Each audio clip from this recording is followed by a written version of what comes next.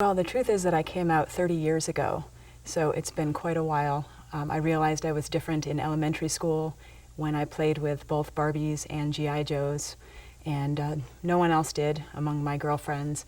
And in junior high school, my friends had a crush on Sean Cassidy and other heartthrobs of the 70s, and I had a crush on Wonder Woman.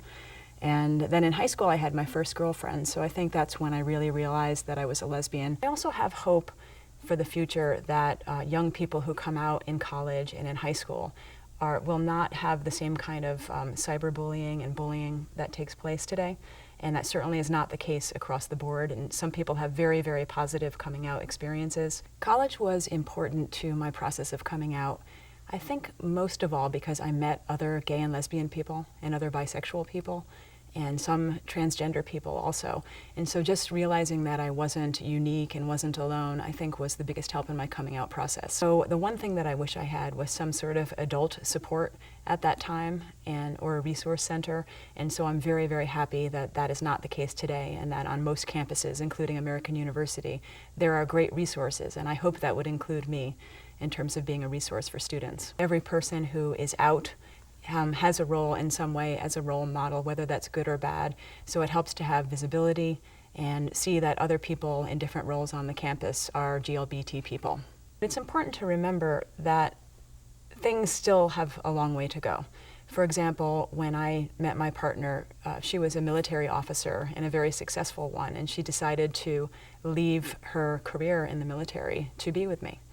And fast forward several years, decades now, we are married in the state of Connecticut and certain states that acknowledge that marriage, but we can't live in certain places that do not acknowledge our marriage. I do believe that that's going to change, and I also believe that we'll get federal marriage recognition. And I also have hope for the future that young people who come out in college and in high school will not have the same kind of cyberbullying and bullying that takes place today. The biggest things that has changed since I came out is that I have a wonderful partner who I've been with for 19 years, and we're going on 20 years, and she is absolutely beautiful and brilliant and exciting, and if I hadn't come out, I wouldn't have my wonderful partner, and I'm very grateful. I don't really have a lot of fear for the future when it comes to GLBT people. I feel very, very confident that the March of Freedom will progress, and I know so many people, both in my generation and younger, that are happy and feeling not only accepted but proud of who they are. And I don't have any fear at all. I know that things will continue to change because the life that exists today is so different than it was 30 years ago, and I can only imagine what it will be in 30 years.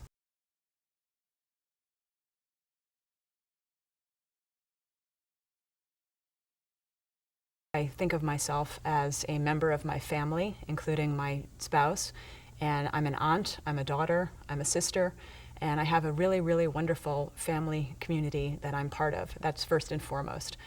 Second of all, I'm an intellectual.